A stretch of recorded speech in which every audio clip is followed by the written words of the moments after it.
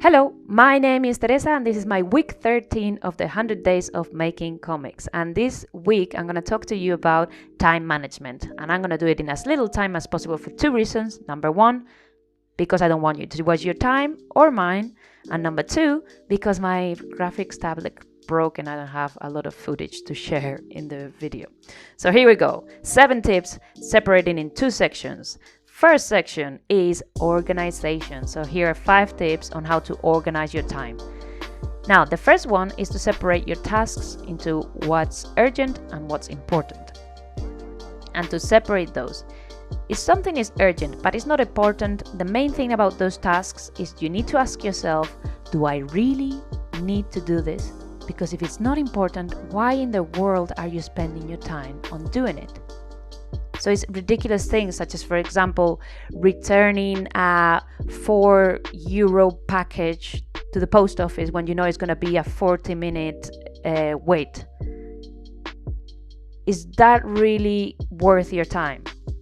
I don't think so. So really think about if something is important enough to devote to it your time and be critical about what you use your time for.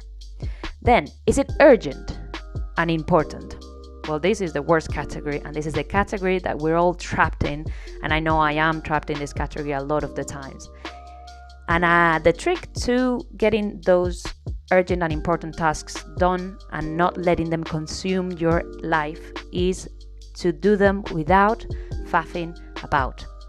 And what I mean by faffing about is, if I have to plan a lesson for the next day and I have all afternoon, there is a chance that I will spend all my afternoon planning that lesson if I allow myself to do it, because it's important to me and I want to get it perfect.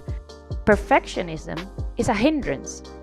So wouldn't it be better to focus for 1 hour, get that lesson planned, and then move on to another thing that is maybe less urgent but still important?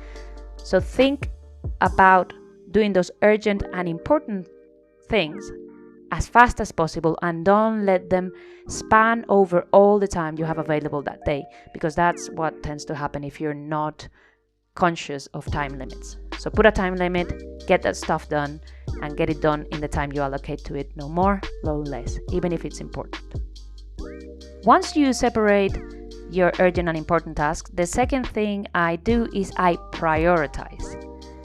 So what I mean by prioritize is that I look at the tasks that I do on a weekly basis and I think about which of these things are really my priority.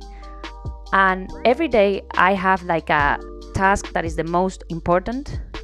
And if everything else has to go to hell for that task to be accomplished, then be it. Because that's the most important, that's my priority. And if you have your priorities straight, you will still have a bad day, but the thing that is most important will get done. This also relates to the principle of the 80-20 rule. You have to, I don't know if you are aware of this principle, but it's the idea that 80% of your benefits in a company will come from 20% of the things that you do. And this has been applied to personal life as well, where 80% of the things that contribute positively to your life will come from 20% of the things you do. So try to eradicate all those things that don't really contribute to your well-being, your happiness, your productivity, and that of the people that surround you, of course. And prioritize. Realize what's important and give the importance it deserves. My way of prioritizing is having a list of goals that I have, personal goals, professional goals, and if something doesn't relate back to that goal, if something has nothing to do with that goal, I just try and eradicate it from my day-to-day. Number 3 tip is that I create a daily schedule. So every night before falling asleep in bed, I just create a little list with my schedule, with what I'm going to do minute by minute the next day. And when I do this list, I take into consideration the other 2 aspects that I just talked about. What is urgent, what's important, and what's my priority. And I try to get the important things and my priorities in there somewhere, even if I have a really, really busy day. And then all you have to do the next day is follow your own schedule. Okay, tip number 4. I plan for fun time. If you get into this mindset of always being productive, of always being busy, you lose sight of what's important. At least I do. So I try to schedule at least one day a week where I'm not doing anything in particular other than having fun with my friends and family or with my boyfriend and just enjoying life and relaxing. One day a week is not too much to ask, to enjoy time with your loved ones, having fun, relaxing, and etc. So don't focus too much on making the most of your time only in the sense of your comic projects and your professional goals, but also in the sense of, life is short, enjoy it.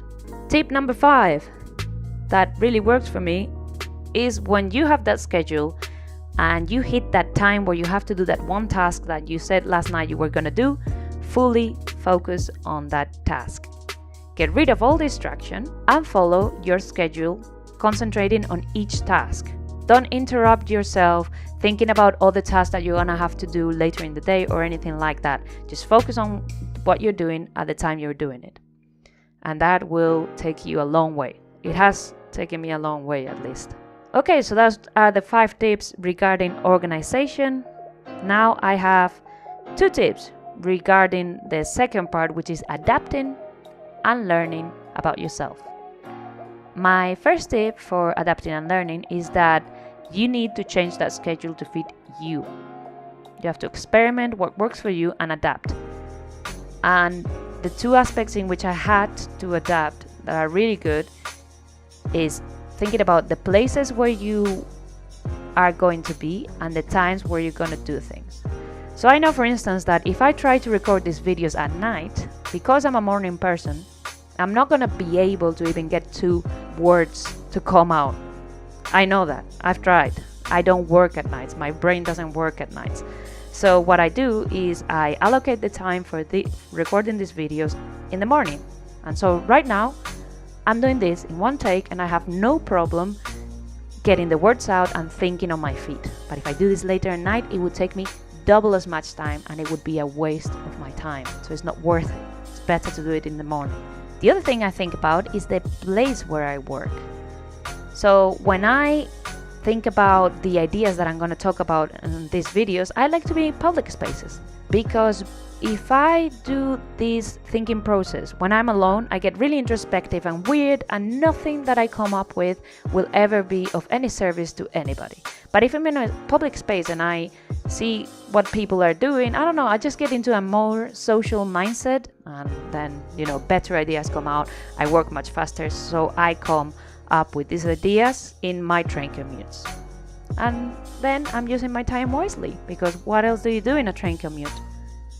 I tried drawing once and people started talking to me about my drawings and I felt really uncomfortable, so I would rather make weird notes on my pad. So yeah, adapt your schedule to the times where you work best and the places where you can do things, making the most of your time. And finally, for adapting and learning is that you need to find your limits and push them little by little. So don't overschedule. If you're not used to scheduling, and if you're not used to making the most of every minute of your day, don't try and go all out and schedule every minute of your day, because you will end up burning out. You haven't developed the resilience and you haven't developed the power to follow this type of schedule. Being on a tight schedule is hard. I admit it. I've sometimes struggled, so I know I have to have at least 1 hour for lunch and 1 hour for breakfast. Otherwise, I get really resentful of my scheduling self and I get really burnt out. And this is something that I've been able to achieve over time, but at the beginning I needed far more time. So an hour before bed and things like that. And now, I'm much more able to schedule my day fully than I was before. So don't overschedule, but schedule as much as you can get done, and little by little push your limits, and you will get better at it in time. And that's it. Time management tips in 10 minutes. And now on to my 100 days of making comics update. Okay, So this week my pen broke. I have a Huion tablet, and I was gonna take it with me to do some work at my mom's house because I was gonna visit her, and I thought, I'm gonna take my tablet, and I know I'm gonna have 40 minutes and I can do my 100 days of making comics.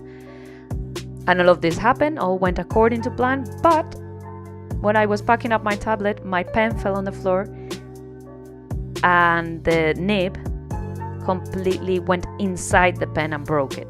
So yeah, my pen is broken. I have been working on a script today, and tomorrow I should be getting my new pen from Amazon Prime delivery. So let's hope that works. Let's hope that I can get everything back to working. But also today I forgot my keys and I couldn't get inside the house, so I went into a cafe and worked in the cafe. So I had to make a lot of changes to my schedule today. But in the end, I hit all my targets, I hit all my times, but in a different way to what I had in mind initially, because I didn't know my tablet was broken and I didn't know I was gonna lock myself out of my house. So yeah, a little bit of eventful couple of days lately, and with the change of, oh my god, daylight saving, I'm so tired. So yeah, these past 4 days have been a bit frantic and crazy. So I hope everything's gonna get back to just normal levels of franticness and craziness, because it's tiring to think on your feet all the time and trying to find alternatives all the time. I hope you are all well. Let's get this last week done. And good luck with your anthology comics if you're making anthology comics. And I'll see you next week. Bye bye.